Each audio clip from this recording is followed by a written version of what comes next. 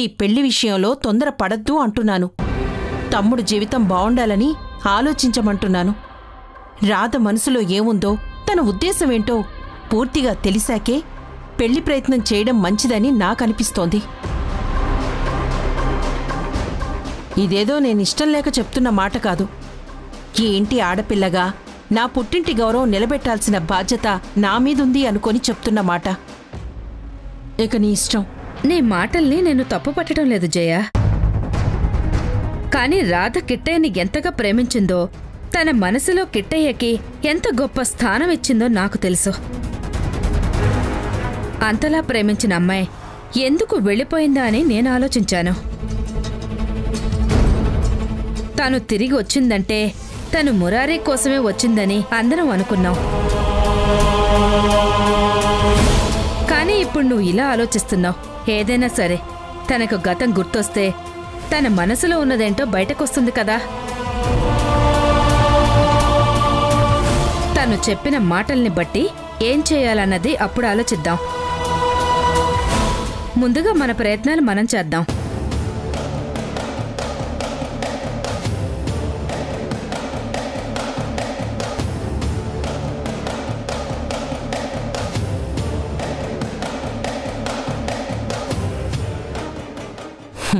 నేను ఇంటి పరువు కోసం చెప్పిన మాటలు కాదమ్మా, నేను చేసిన పాపం బయటపడకుండా ఉండటానికి చెప్పిన మాటలు.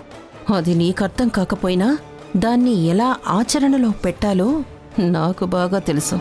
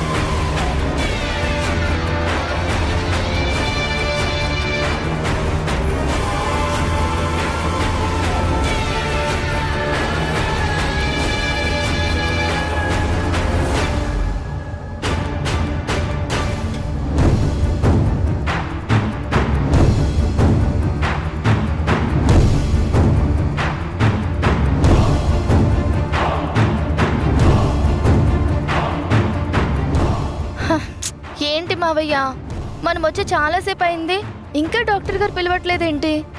ఇలా లేట్ అవుతుంది అంటే అప్పుడే వచ్చేవాళ్ళం కదా. అదే మన ఊళ్ళో అయితే మనం వచ్చేసరికి అందరూ ఉంటారు. కానీ ఇదేం ఊరో, మనం వచ్చి ఎంతసేపు అయినా ఇంకా ఎవ్వరు రాలేదు. మనం పంచాయతీకి రాలేదు సత్య, హాస్పిటల్కి వచ్చాం. డాక్టర్స్ చాలా మంది పేషెంట్స్ని చూడాలి. మన టైం వచ్చినప్పుడు మనల్ని పిలుస్తారు. మావయ్య, నీకు కాఫీ తాగాలనుంది కదా, నేను వెళ్ళి తీసుకురానా? నాకేం తాగాలని లేదు. నీకు తాగాలనిపిస్తే నువ్వు వెళ్ళి తాగేసిరా, మాకు తీసుకురాకు. సరే మావయ్య, నేను వెళ్ళి కాఫీ తాగొస్తాను. ఇంతకీ కాఫీ షాప్ ఎక్కడుందో ఏంటో.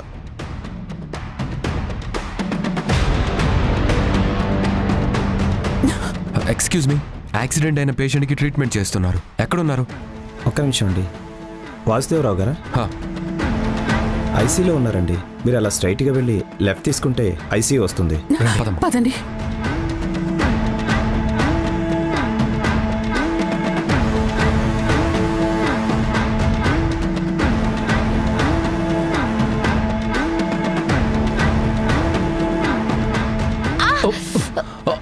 అయ్యో సారీ అమ్మా, వెరీ వెరీ సారీ. సారీ. ఏ మనుషులో ఏంటో.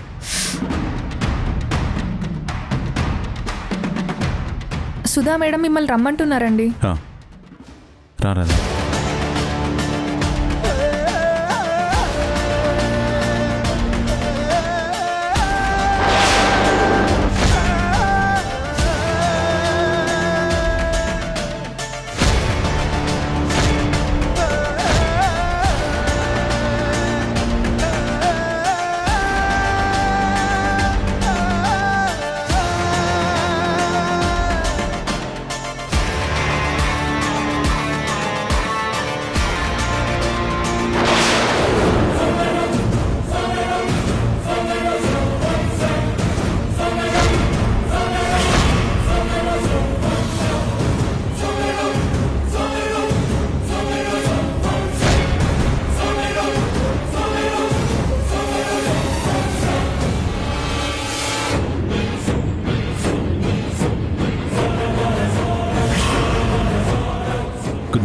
రండి రండి కూర్చోండి.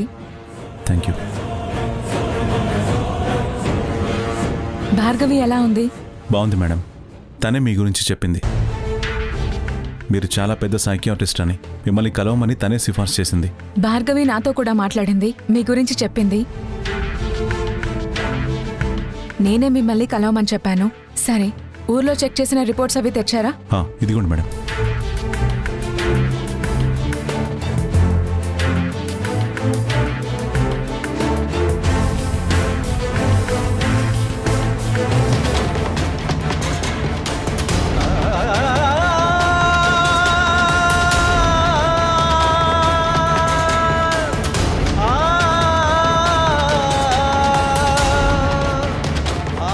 డాక్టర్, మా వాసు.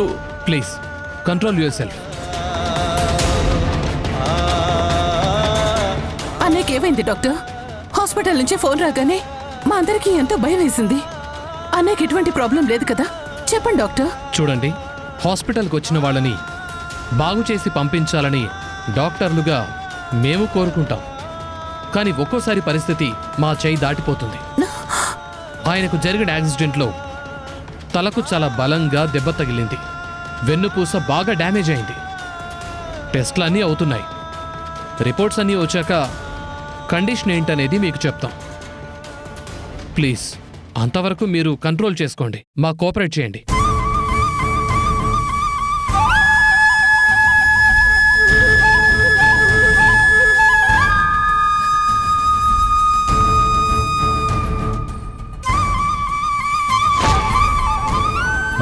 డాక్టర్ గారు, ఏ వ్యక్తి జీవితంలోనూ తన గతాన్ని మర్చిపోయే పరిస్థితి రాకూడదు. అలాంటి పరిస్థితి రాధకొచ్చింది. తను ఎక్కడి నుంచి వచ్చిందో తనకు తెలీదు. తన వాళ్ళెవరో కూడా తెలీదు. అయిన వాళ్ళని కళ్ళ ముందు పెట్టుకొని గుర్తుపట్టలేని పరిస్థితిలో ఉంది. ఒక మనిషికి ఇలాంటి పరిస్థితి రావడం బతికుండగానే నరకంతో సమానం. ఇప్పుడు ఆ నరకాన్ని మా రాధ అనుభవిస్తుంది. ప్లీజ్ డాక్టర్, ఎలాగైనా సరే తనకి గతం గుర్తొచ్చేలా చేయండి. తప్పకుండా మురారి. నీ పరిస్థితి ఎలా ఉంటే తన పరిస్థితి ఎలా ఉంటుందో ఒక సైకియాట్రిస్ట్గా నేను అర్థం చేసుకోగలను. బట్ ట్రీట్మెంట్ అనేది ప్రాపర్గా జరగాలి. రిజల్ట్ తర్వాతే మనం చూడగలుగుతాం.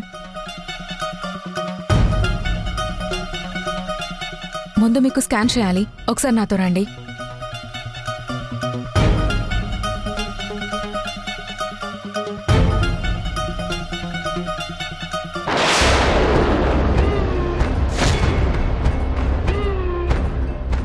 ఏం చేసావు చక్రి? నిన్ను నమ్మి ఎంత పెద్ద పని అప్పగించాను. నువ్వు తలుచుకుంటే ఈ వర్క్ ఫినిష్ అవుతుందనే కదా నేను నీకిచ్చాను. కానీ నువ్వేం చేసావు? ఏమీ చేతకాని వాడిలాగా వచ్చి ఇలా నా ముందు నుంచున్నావు. సారీ మేడం, ఇలా జరుగుతుందని నేను కూడా అనుకోలేదు. మీరు నాకు ఫోటో పంపించిన అమ్మాయిని నేను చూశాను.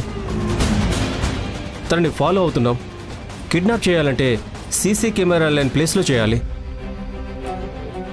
లేదంటే మేము ఇమీడియట్గా దొరికిపోతాం. అదిగాక నేను ఫాలో చేస్తున్నప్పుడు ఒక ముసలాడు ఆ అమ్మాయి వెంట పరిగెత్తాడు. భాను భాను అని పిలుస్తూ పరిగెడుతున్నాడు. ఆ అమ్మాయి ఏమో పట్టించుకోకుండా వెళ్ళిపోతుంది. అప్పుడే నాకు డౌట్ వచ్చింది. ఒకవేళ పొరపాటున అమ్మాయి ఆ ముసలాడికి దొరికిందంటే ఇంక తనని పట్టుకోవడం చాలా కష్టమనిపించింది. సిటీలో ఉన్న అమ్మాయిని ఎప్పుడైనా పట్టుకోవచ్చు, కానీ తన గురించి వెతుకుతున్న వాళ్ళని తప్పించాలని ఆ ముసలాడిని మేం కారుతో గుద్దేశాం మేడం. ఇంతలో ఆ అమ్మాయి వెళ్ళిపోయింది. ఏంటి? ముసలోడు పరిగెత్తుకుంటూ వెళ్ళాడా? పేరు పెట్టి పిలుస్తున్నాడా?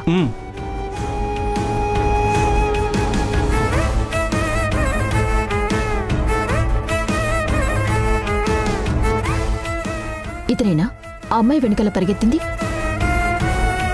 అవును మేడం, ఈ ముసలాడే సడన్గా వచ్చాడు. రోడ్డు మీద పరిగెడుతూనే ఉన్నాడు. ఆ అమ్మాయిని ఎక్కడ పట్టుకుంటాడో అని మాకు భయం వేసింది. అందుకే తప్పనిసరి పరిస్థితుల్లో యాక్సిడెంట్ చేశాం. మంచి పని చేసావు చక్రి. ఖచ్చితంగా ఈ వ్యక్తి భాను కోసమే తిరుగుతున్నాడు. తను కనిపించాలని ప్రతి చోట ప్రయత్నిస్తూనే ఉన్నాడు. ఒక్కసారి అతనికి దొరికింది అంటే భానుని మనం ఎటువంటి పరిస్థితుల్లోనూ పట్టుకోలేం. సరైన టైంలో సరైన పని చేశాం. మళ్ళీ అదే ప్లేస్లో కాపలా ఉంటే తను ఖచ్చితంగా వస్తుంది. ఈసారి ఎటువంటి పరిస్థితుల్లోనూ మిస్ అవ్వకూడదు. కిడ్నాప్ చేసి తీరాలి. తనతో నేను మాట్లాడాలి. అలాగే ఈ కార్ కూడా మార్చేయండి. పొరపాటున ఎవరైనా చూసినా సీసీ కెమెరాలో రికార్డ్ అయినా మీరిరుక్కుంటారు. కార్ మార్చి వేరే కార్తో ప్రయత్నించండి. అలాగే మేడం.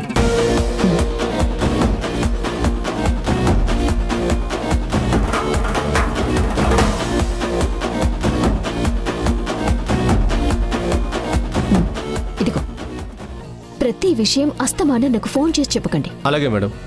అవసరమైనప్పుడు నేనే మీకు చేస్తాను. సరే మేడం.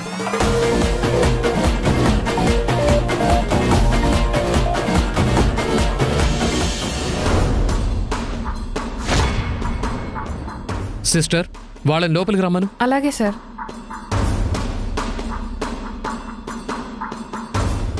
మేడం, డాక్టర్ గారు మిమ్మల్ని లోపలికి రమ్మంటున్నారు. నానా, వాసు, నాన్న, రే వాసు, వాసు. అన్నయ్య. మావయ్య, డాక్టర్, వాసు రిపోర్ట్స్ అన్నీ వచ్చాయి కదా, వాడికేం ప్రాబ్లం లేదు కదా? సారీ మనోహర్ గారు, వాసుదేవరావు గారికి మేజర్ ఇంజూరీ అయింది.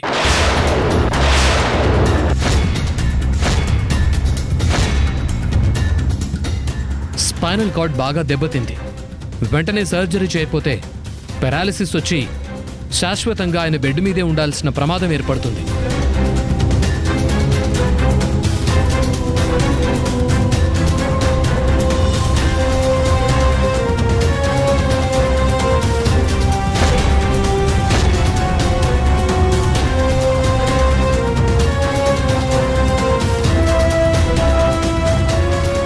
అలా జరగకుండా ఉండాలి అంటే వెంటనే సర్జరీ అయితే చేయాలి.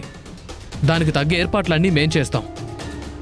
నర్స్, వెంటనే సర్జరీకి ఏర్పాటు చేయండి. అలాగే డాక్టర్.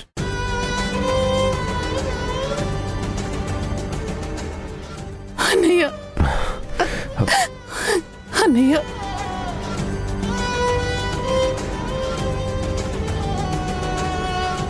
ఏంట్రా వాసు, ఎలాంటి పరిస్థితి తెచ్చుకున్నావురా? ఇంట్లో ఉండవలసిన వాడివి ఎవరికీ చెప్పకుండా ఎందుకెళ్ళావురా? చూడు, ఇప్పుడు నీకు ఎంత ప్రమాదం వచ్చిందో. నిన్నిలాంటి పరిస్థితుల్లో చూడవలసి వస్తుందని నేను కల్లో కూడా అనుకోలేదురా. అన్నయ్య, భాను కోసమే మీరు వెళ్లారని మాకు తెలుసు. కానీ భాను మీకు కనిపించలేదు సరికదా? ఇదిగో ఇప్పుడు ఈ బాధ మిగిలింది. అందరం భాను కోసమే వెతుకుతున్నామని మీకు తెలుసు. భాను కనబడితే ఇంటికి తీసుకొస్తాం కదా.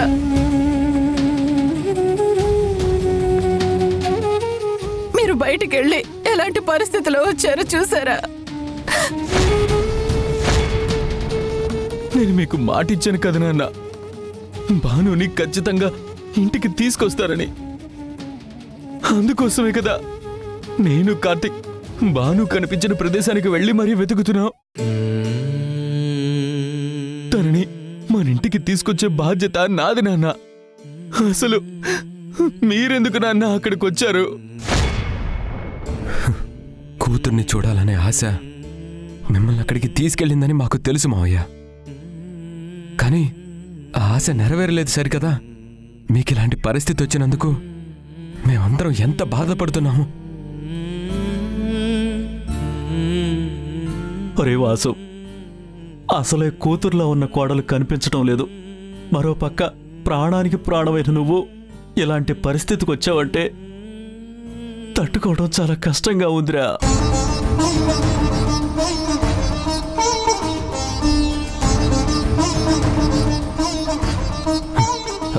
డాక్టర్, మా మావయ్యని హాస్పిటల్కి ఎవరు తీసుకొచ్చారు? ఎవరో ఒక ఆటో అతను తీసుకొచ్చి జాయిన్ చేసి యాక్సిడెంట్ అయిందని చెప్పాడు. ఈయన దగ్గరున్న ఫోన్ బట్టి మీకు ఇన్ఫార్మ్ చేశాం.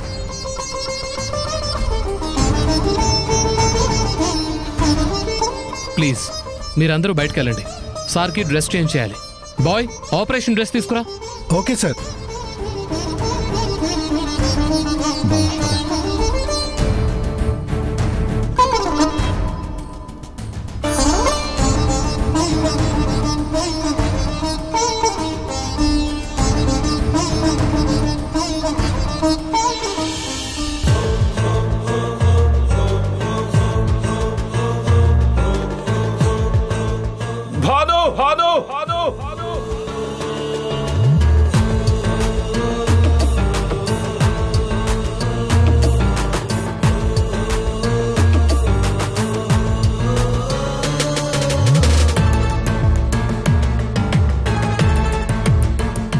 అమ్మా రాధా, నీకిష్టమని చక్కెర పొంగలి చేశాను. నువ్వు తినే వరకు ఎవ్వరినీ తినొద్దని చెప్పాను. కానీ మీ బాబాయ్ ఊరుకోవడం లేదు. అసలే ఆయనకి చక్కెర పొంగలంటే ఒళ్ళు తెలియదు. నేను పొయ్యి మీద ఇలా పెట్టానో లేదో తినేస్తాను అంటూ నన్ను తినడం మొదలుపెట్టారు. నా కూతురు తినకుండా మీరు తిన్నారంటే అట్లకాడతో వాత పెడతానని చెప్పాను. అందుకే ఆయన నోరు ఊరిపోతున్నా నోరు కట్టుకుని కూర్చున్నారు. నువ్వు తింటే ఆయనకు కూడా పెడతాను, తినమ్మా. వద్దులే పిన్ని.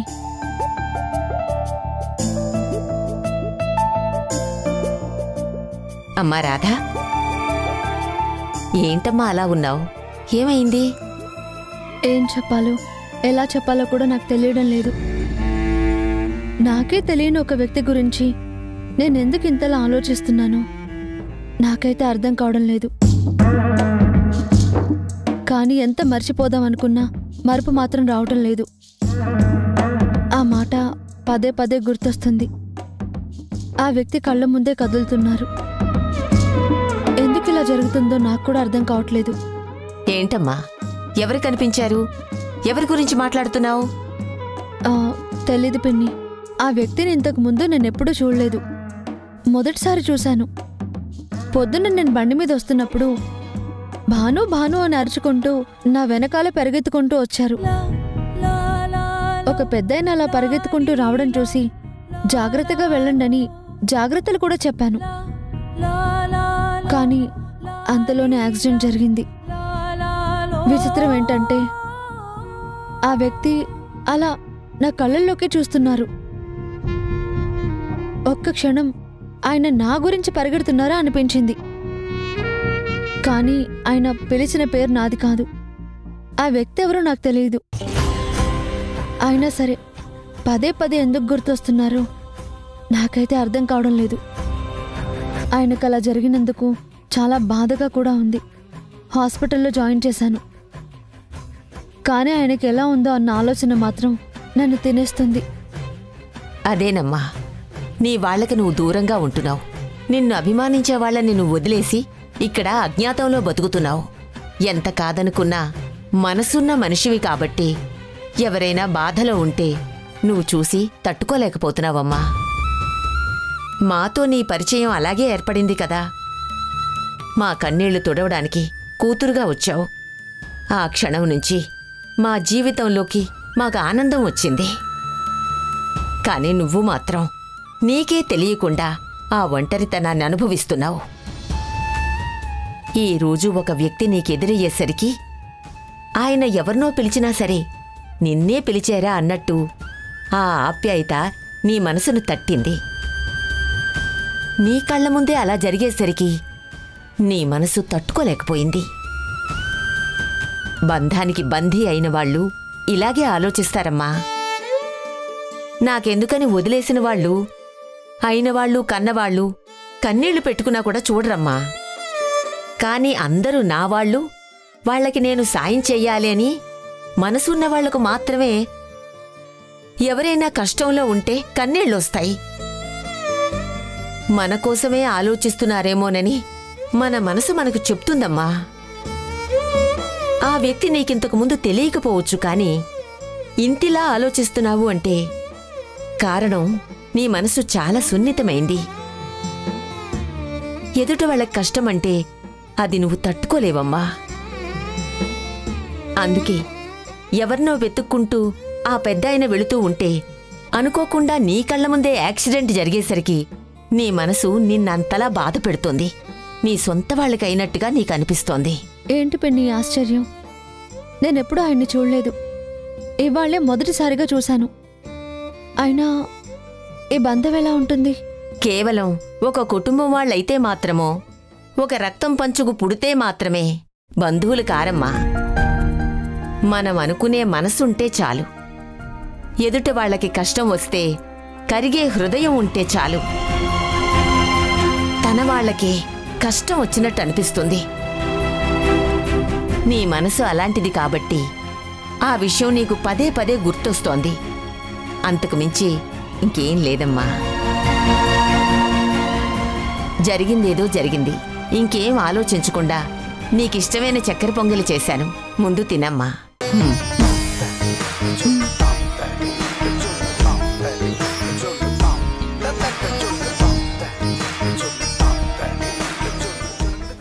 రిపోర్ట్స్ అన్నీ స్టడీ చేశాక నాకొకటి అనిపించింది. నాకెందుకో తను రాధ కాదేమో అనిపిస్తుంది. నా రాధని రాధ కాదంటున్నారేంటి? మనిషిని పోలిన మనుషులుంటారు కదా, అలా రాధ రూపంలో ఇంకెవరైనా మీ ఇంటికి వచ్చుండొచ్చు కదా, నీకు రాధలా కనిపించుండొచ్చు కదా. ఆ క్షణాల్లో తల మీద దెబ్బ తగిలేసరికి తను గతాన్ని మర్చిపోయి ఉండొచ్చు. అలా ఎందుకు అనుకోకూడదు?